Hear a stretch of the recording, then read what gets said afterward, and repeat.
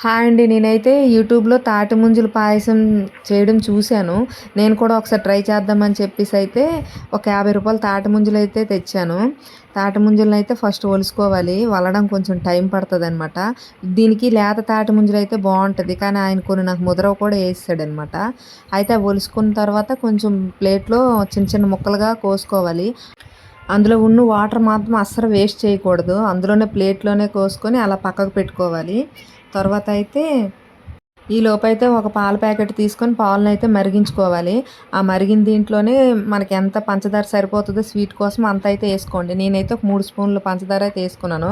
Custard powder అయితే కొంచెము ఎయ్యాలి. కొంచెం మరిగించుకోవాలి.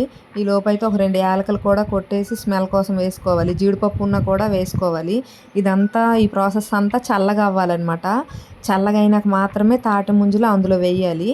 తాటి ముంజలు అందులో వేసిన తర్వాత అప్పుడు ఫ్రిడ్జ్‌లో పెట్టుకోవాలి. చల్లగైన తర్వాత తాటి ముంజలు వేసుకోవాలి. అది ఒక బాక్స్‌లో పెట్టేసి ఫ్రిడ్జ్‌లో అయితే పెట్టుకోవాలండి. ఒక అరగంట తర్వాత అయితే మేము తీసి చూసాము. చాలా బావుంది. మా పాప అయితే చాలా ఇష్టంగా తిన్నదనమాట. నేను ఇది ఫస్ట్ టైం ట్రై చేశాను. చాలా బావుందండి. మీరు కూడా ఒకసారి ట్రై చేయండి.